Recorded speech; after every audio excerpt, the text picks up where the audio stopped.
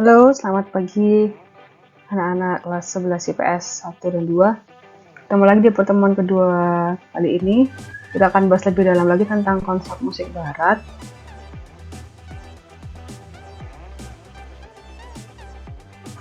Nah, agendanya adalah saya akan menyampaikan tentang materi pokok, kemudian nanti ada penugasan. Nah, hasil yang akan dicapai dari pembelajaran hari ini adalah agar kalian peserta didik bisa memahami pengertian musik, mengenal beberapa unsur musik, dan bisa nanti menulis notasi musik. Jadi nanti kalau bisa sih kalian menyiapkan buku Paranada. Udah pernah dengar belum ya? Kalau enggak nanti bisa bikin sih di Excel, bisa nanti, atau nanti saya kirimkan filenya, gampang. And then reminder, nih aku kumpulkan tugas maksimal pukul 10 malam 22 WIB. Udah kelas 11 jadi udah nggak usah diingetin terus ya. Oke, here we go. Oke, ini bagus sih kalau kalian sambil buka buku paket seni musik semester 1 bab 8 seperti yang sudah tugas yang kemarin kalian kerjakan. Di situ ditulis ada apa ya? Disampaikan bahwa music is the art of arranging and combining sounds able to be produced by human voice or by instruments. Ya, berarti musik itu bicara tentang membuat dan menggabungkan suara yang bisa diproduksi oleh manusia ataupun instrumen. Nah, kalau suara di sini kan berarti suara-suara yang bisa dibunyikan. Jadi bunyi kita berbicara, ketika saya berbicara, atau bunyi pintu ditutup, atau bunyi apapun. Tapi kemudian ada combining, menggabungkan sehingga itu membuat bunyi-bunyinya itu menjadi lebih teratur, lebih harmoni, lebih enak didengar. Ya, music is the art of arranging and combining sounds able to be produced by human voice or by instruments. Itu konsep musik di dalam, kalau musik barat itu seperti itu. Nah, kalau kemarin minggu lalu ngerjain pasti sudah tahu nih pendapat para ahli. Schopenhauer, kemudian David Ewan, Delo Joyo. Kalau Schopenhauer ini lebih menekankan pada emosional, ya, dilihat dari sisi yang berbeda. Kemudian dari segi filosofis, kalau David Ewan itu dari teknis, ada kombinasi ritmik, nada, wave vokal instrumen, ada melodi, harmoni, ekspresi. Nih. Jadi lebih ke teknis. Kalau Delo Joyo itu dari aspek manfaatnya. Jadi kalau dengan bermusik kita dapat manfaat, memperluas pengetahuan, dan mengenal banyak hal lainnya di luar musik. Jadi kesimpulannya, musik adalah seni tentang kombinasi ritmik. Nih, kombinasi ritmik dari nada, baik dari vokal maupun instrumen, meliputi melodi. Jadi kata kuncinya ya, harmoni sebagai ekspresi. Oke, jadi kombinasi dari ritmik, nada yang dihasilkan vokal maupun instrumen, yang ada melodinya, harmoni, kemudian ada ekspresi dari segala rasa indah manusia yang diungkapkan. Pertama, aspek emosional. That's why makanya banyak orang bilang musik itu bisa menyalurkan emosi kita. Itu juga termasuk pengertian dari musik ya. Nah, setelah sudah kita tahu tentang konsep musik, kita akan belajar tentang beberapa unsur musik. Itu ada nada, kemudian dinamika dan tempo. Sebenarnya masih banyak unsur yang lain, tapi ini yang mendasar lebih dulu. Dan hari ini pun kita hanya akan belajar tentang nada dulu. Tentang nadanya ada penulisan nada, notasi angka, notasi balok, dan tangan nada. Jadi untuk hari ini kita sampai di notasi balok dulu, karena ya ini perlu banyak belajar lagi. Oke, next, unsur musik. Nada itu kalau kalian juga sambil baca buku, nada itu intinya penjelasan awalnya adalah tentang bunyi.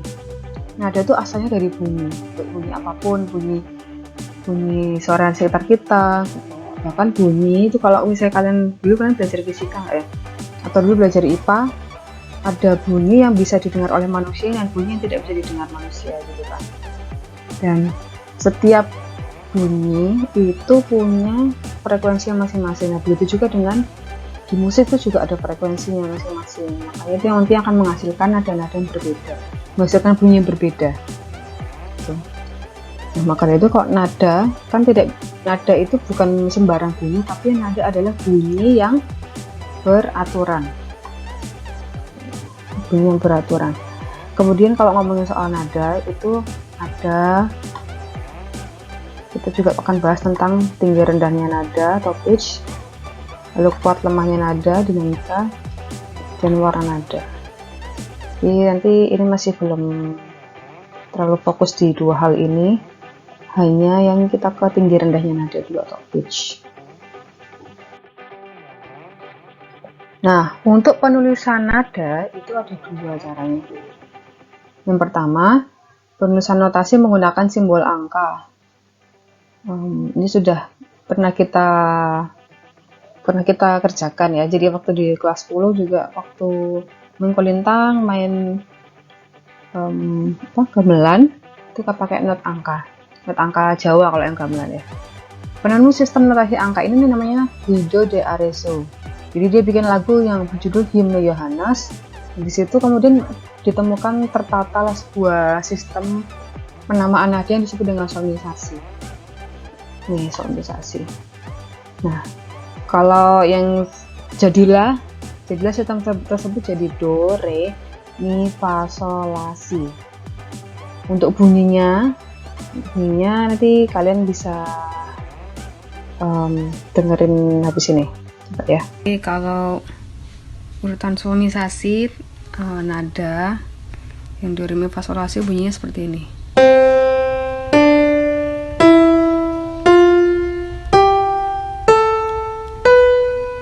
Gitu ya.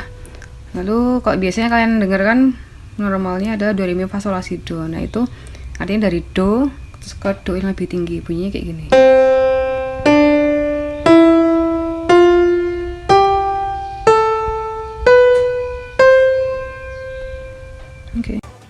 Oke, lanjut. Itu tadi kalau sudah notasi angka, jadi penulisannya menggunakan angka-angka gitu. Lalu yang kedua adalah penulisan notasi balok. Nah, notasi balok ini lebih universal, terutama untuk format pertunjukan besar, bisa mencakup lebih banyak aspek.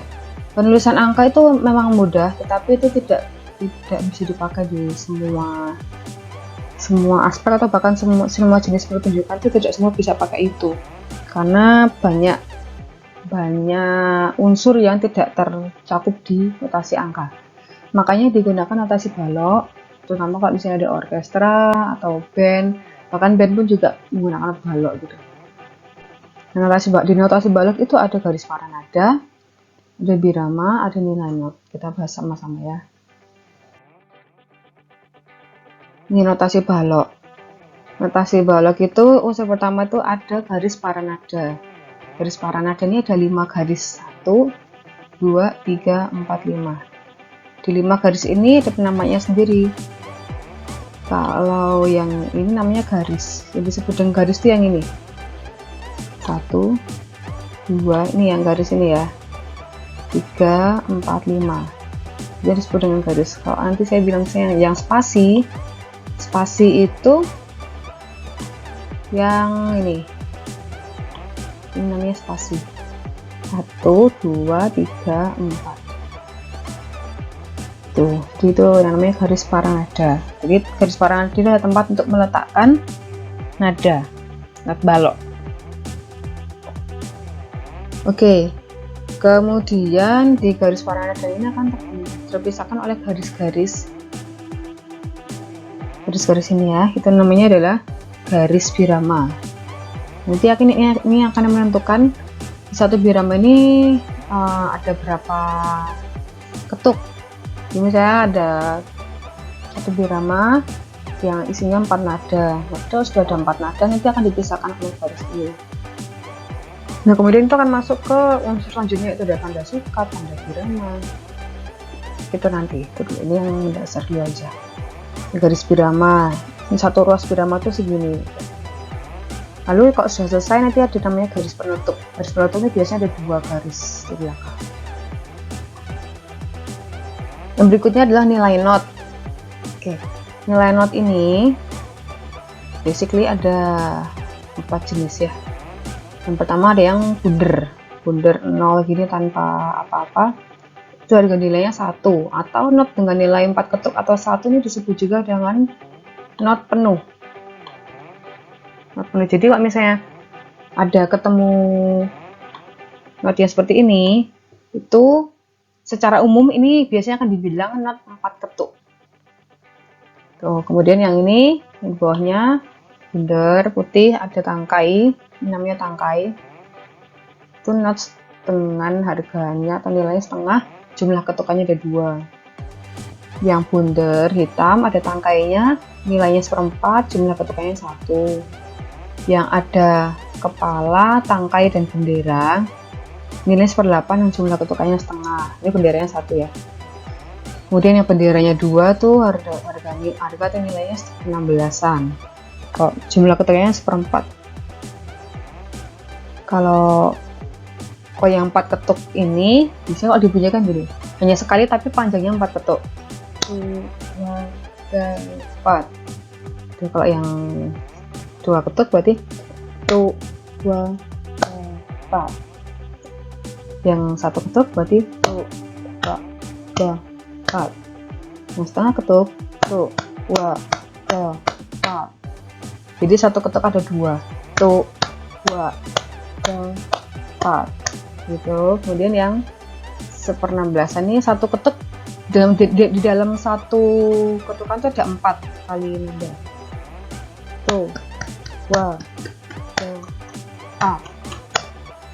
Oke, suara kelebihan 1. 2, 4. Ya, gitu. Nanti kalau masih belum jelas bisa nanya lagi. Nah, kemudian kalau penggunaannya di penulisannya, urutannya gimana kalau di garis paranada? Kok penulisan notasi balok ini loh. Kita cek dulu ya.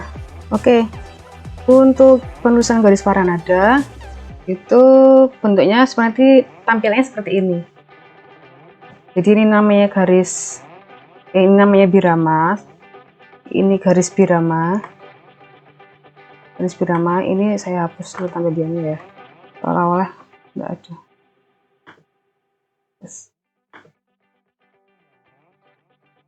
Oke, itu jadi kosongan seperti ini. Ya. Ya, ini anggap aja kosong. Kemudian nanti di setiap awal itu harus selalu ada kunci tanda kunci. Jadi kalau kunci G ini namanya kunci G, itu menandakan bahwa nada-nadanya itu adalah nada yang treble atau tinggi. Begitu. Terus ini namanya tanda sukat, tapi kita abaikan dulu aja. Nah, untuk penempatannya kita mulai dari nada do ya. Ini saya pakai namanya Sibelius. Jadi aplikasi untuk membuat musik. Kita mulai dari nada do, saya akan pilih whole note. Ini whole note itu artinya tadi yang not penuh itu. Not penuh atau 4 ketuk. Untuk do tempatnya di sini. Do, re, mi, fa, sol, la, si. Oke, kalau defaultnya standar itu kan hanya ada nada do, re, mi, fa, sol, la, si. Gitu. Terus jadi yang saya juga udah bilang di video yang keyboard tadi, kalau mau sampai do berarti artinya dia sudah 1 oktav. Do, re, mi, fa, sol, la, si, do. Ups, sorry. fa sol la si do gitu. Ini ya, tuh nanti coba kita tulis jadi gini, ini do, re, mi, sorry, fa, sol, la, si, do lagi, tapi ini do tinggi, sebenarnya nggak ditulis gini sih. Kemudian untuk angka berarti ini 1, 2, 3, 4, 5, 6, 7, 8. Do, re, mi, fa, sol, la, si, do. Kemudian huruf I, bukan satu titik karena tulisan di sini nggak support notasi angka. Oke, begitu. Jadi nanti kalau misalnya nanti ada tugas, patokannya kalian bisa melihat ini. Oke. Nah, itu tadi kalau penulisan not balok di garis paranada, urutannya kayak gitu. Namanya di notasi angka juga seperti itu. Dan kemudian tugas kalian adalah mengubah notasi angka berikut jadi notasi balok. Ingat, buat garis paranadanya dulu, kemudian kasih kunci G, terus kasih kunci G, kalau sudah selesai kasih garis penutup 2, dan semuanya jadi not penuh. Kalau not penuh berarti semuanya jadi bener aja, jadi kayak gini aja, jelek kan. Jadi not penuh aja, jadi satu birama ada satu nada. Oke, kayak gini kan, do 1, 2, 3, 4, ini do nya jadi 4 ketuk, mi 4 ketuk, sol 4 ketuk, semuanya jadi 4 ketuk, jadi semuanya nada bener, satu birama satu nada. Oke, begitu saja bisa saya jelasin. Maaf kalau masih kurang jelas, kalau mau bisa tanya lebih lanjut sama Bina lewat Google Classroom atau WhatsApp boleh, tapi pas di jam pelajaran ya, maksudnya jangan terlalu malam banget gitu. Oke, terima kasih untuk perhatiannya. Sampai ketemu lagi minggu depan. Dah.